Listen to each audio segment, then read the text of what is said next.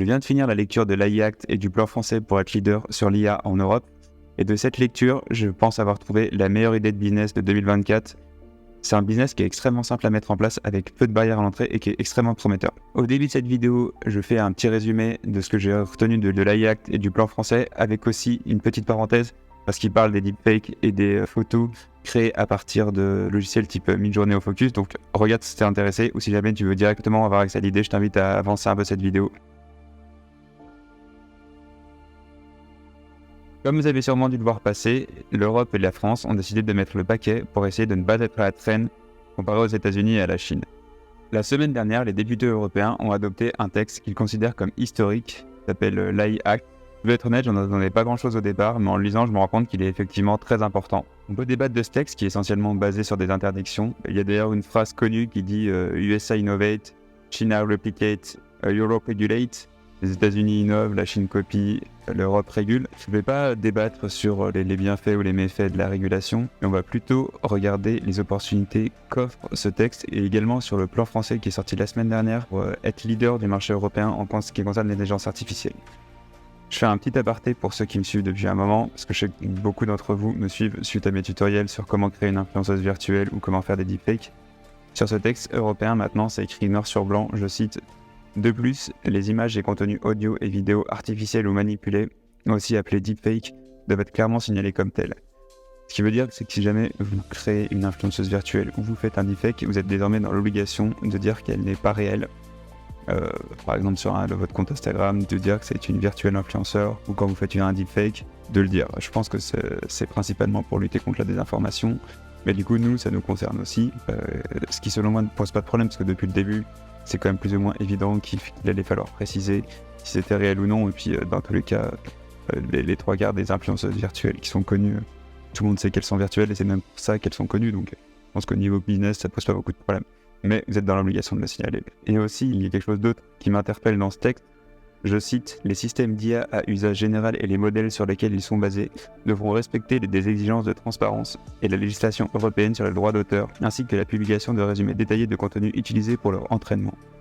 Alors ça, franchement, je sais pas si vous savez, mais par exemple, tous les logiciels de génération d'images, ils s'appuient sur des bases de données, sur des images et tout, déjà existantes, ce qui fait que maintenant, tout ce qui est Midjourney, Focus et tout, vont devoir respecter des exigences de transparence et la législation européenne sur les droits d'auteur.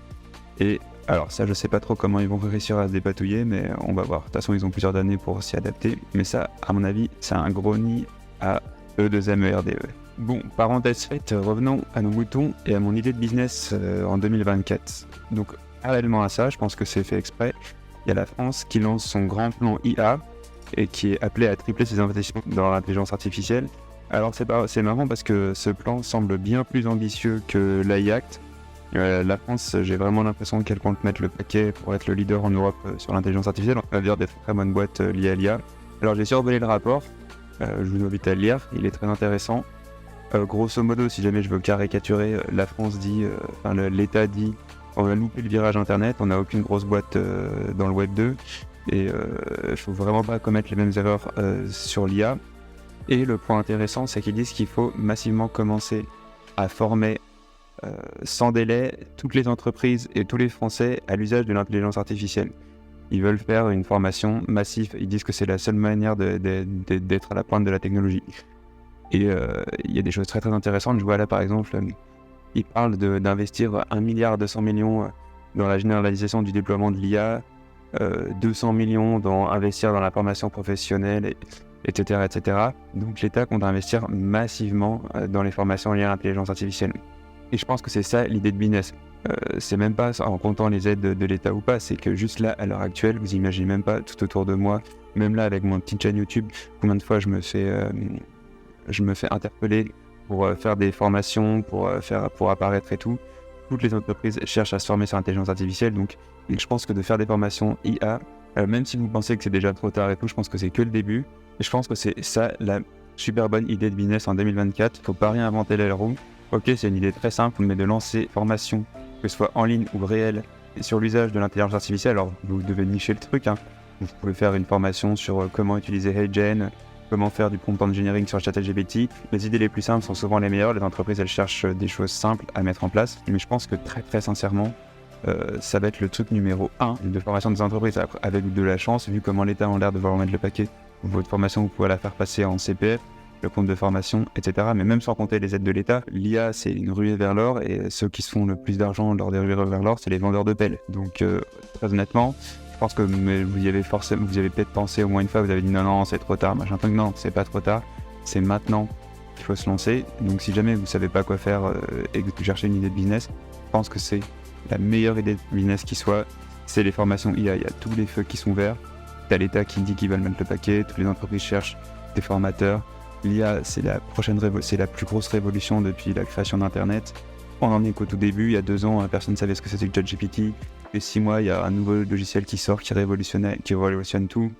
Là, on commence à avoir des traductions grâce à Agen ou d'autres logiciels qui révolutionnent le game. Mid-journée, tous les 2 mois, ça fait x2 en termes d'innovation. Enfin, c'est incroyable. Il y a des nouveaux trucs qui vont sortir tout le temps. Moi, le plus gros business de 2024, c'est les formations liées aux entreprises. Et sur un sujet simple, pas besoin de faire un truc trop compliqué, la traduction, le compte, etc. Dans tous les business, il y a des trends, il y a des momentum. Par exemple, à un moment, il y a la trend de l'e-commerce, il y a la trend des crypto-monnaies, il y a la trend du dropshipping et tout. Et quand tu prends la trend au bon moment, il y a beaucoup de chances que ça marche. Et là, le moment de la découverte de l'intelligence artificielle s'est passé. Maintenant, le moment, c'est l'adoption de masse. Et en plus, ce qui est génial avec ce secteur, c'est que ça nécessite 0 € et qu'en plus, tu n'as besoin d'aucun diplôme. Il n'y a aucun diplôme de formation sur l'intelligence artificielle. Il y a tout le monde qui découvre comme nous, on part du même pied d'égalité. Donc vous avez vraiment pas de barrière à l'entrée financière et pas de barrière à l'entrée au niveau des diplômes. N'importe qui peut se lancer, tant soit peu qu'il est suffisamment convaincant en tant que formateur IA ou de lancer une boîte dans le conseil IA, etc. Donc lancez-vous, ne pensez pas que c'est trop tard. À mon avis, c'est que le début. Il y a une énorme opportunité. Voilà, c'est mon avis. J'avais envie de faire une vidéo toute simple là-dessus, sans montage, etc. pour la dire. Ceux qui cherchent une idée de business, pas besoin de réinventer la roue, pas besoin de faire dans l'ultra complexe. Et je pense que ça, c'est une extrêmement bonne idée.